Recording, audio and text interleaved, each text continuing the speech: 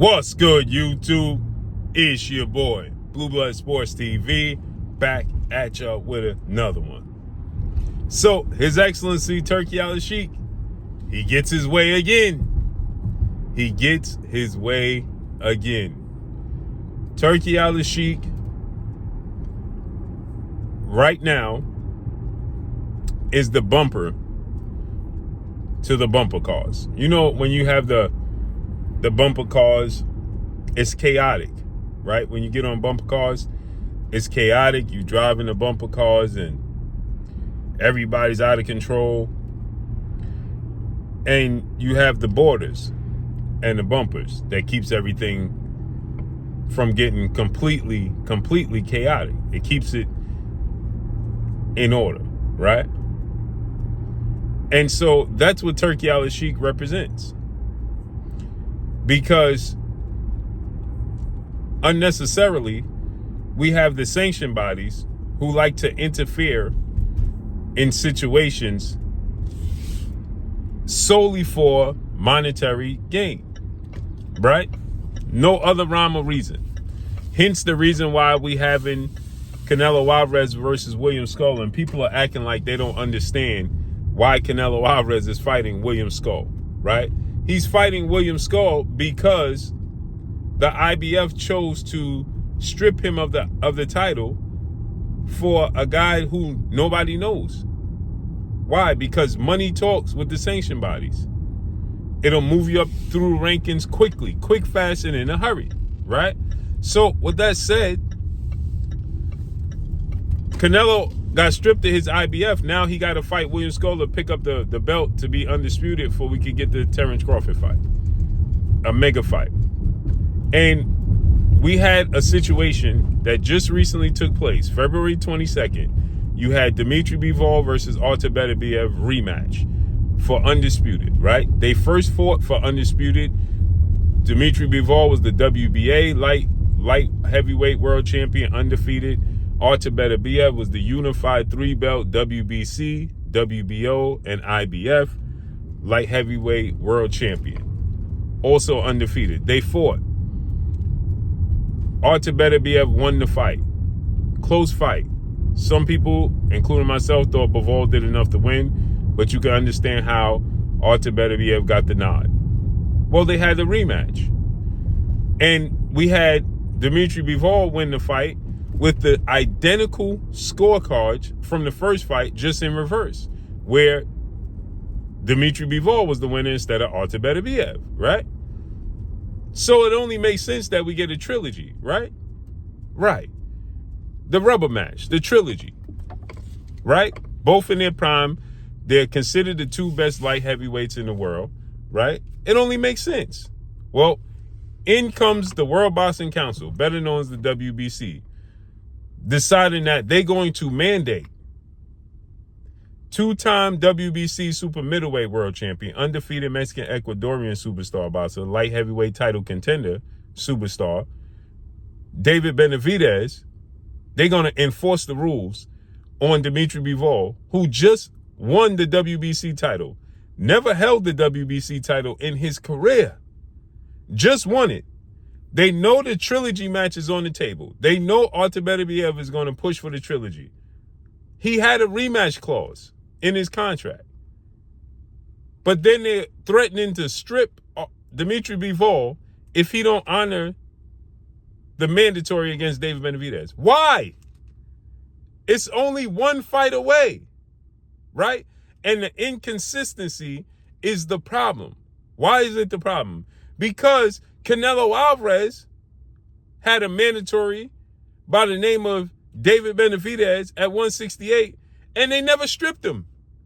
They never upheld the rules. They didn't hold Canelo accountable. They didn't force him to fight.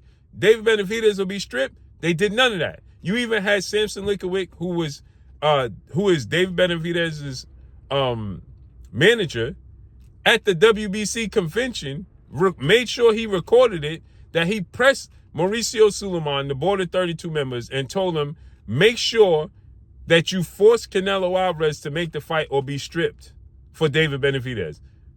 He repeated himself multiple times to the point where Mauricio Suleiman got agitated and aggravated and said, I heard you, we're going to do it, we're going to do it, and they never did it. Now they feel like they owe him something, and they're not standing in the way of blocking Canelo or upsetting Canelo, and Beterbiev-Bivol has never held the title. Now they want to strip Beterbiev-Bivol. Why didn't you strip Canelo Alvarez? Beterbiev-Bivol is one fight removed from fighting David Benavidez. You know he's going to fight him. You know that he's going to fight him. Right? If he beats Artur Beterbiev, it doesn't even matter who wins because they split 1-1. Whoever wins is going to fight David Benavidez. Period. Point blank and period. No need to strip either one of them. They're going to fight, and you know the way Turki Alalshikh operates, they're going to fight immediately. As soon as they have an opening, there will be no waiting period. There won't be a year and drag out negotiations. They will fight immediately. So why are you trying to force this man to be stripped?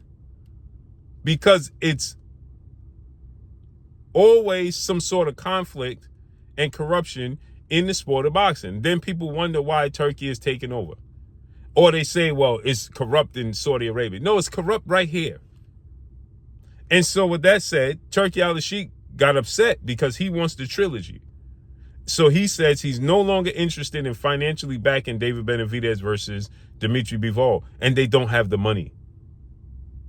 They don't have the finances to back it. And he has a significant say with Matchroom CEO and promoter Eddie Hearn, because he invests a lot and trusts a lot in Eddie Hearn. Eddie Hearn represents Beterbiev-Bivol. So, of course, he's going to get behind and tell Eddie Hearn, listen, I ain't doing this, bro. And Eddie Hearn ain't trying to step on his toes. So Eddie Hearn now pulled back on those negotiations. And then when Canelo had the face-off with William Skull, the WBC tried to showcase their belt in the face-off, and he refused to allow Canelo Alvarez to do it. Reason being because of that situation. WBC President Mauricio Sulaiman got upset, made this whole statement, asked all the fighters to represent the belt and show how much love they have. It doesn't matter. He's stripping them of their power, as he should. And he says, financially, I'm not getting behind it. So now Eddie Hearn's like, we ain't going to do that. Because he ain't trying to burn the bridge with Turki Alalshikh unnecessarily. So now he says he's focused on the trilogy with Artur Beterbiev. And now the WBC is retracting, talking about, oh, we're on board with Turkey. And, you know, because Turkey is funding the Grand Prix with the WBC as well. They know what they're doing with Beterbiev-Bivol is nasty work, is diabolical. You didn't do it with Canelo. Why are you doing it with Beterbiev-Bivol? When you know the winner of this trilogy is going to fight David Benavidez. And so David Benavidez is also on record saying he don't mind fighting on the undercard to promote himself versus the winner of the fight. That's the way it should be. They're only one fight removed. It's not like this is the first fight and then they can have a rematch clause. They're one fight removed. The winner of this fight is going to fight him, period. Let it be unnecessarily. Period. So now they're focused on solely Artur Beterbiev, and it robs Artur Beterbiev of his history. So now if the WBC stripped Beterbiev-Bivol, Artur Beterbiev beats Beterbiev-Bivol, guess what? He's not undisputed. He's the unified champion. So you stripped him of his history as well. Similar thing that happened with Riddick Bowe and Evander Holyfield. Hence the reason why Evander Holyfield is a undisputed cruiserweight and an undisputed heavyweight champion. He's supposed to be undisputed 2-time heavyweight champion when he beat Riddick Bowe in a rematch. But they forced Riddick Bowe to vacate the belt. He threw it in the trash, not to fight Lennox Lewis because they couldn't come to agreement. They stripped him. So Riddick Bowe rematch Evander Holyfield. Holyfield beats Riddick Bowe, and guess what? Holyfield's the unified champion and has to fight Lennox Lewis to be undisputed. Nasty work. Unnecessarily. For money. That's a problem. So now they're working on Artur Beterbiev, Beterbiev-Bivol 3 with a massive undercard. He said that he's going to announce in May. So let's see how this unfolds and plays out. But that's all I got for y'all. Follow me on Instagram at Blue Blood Sports TV, all one word. I'm gone. Peace.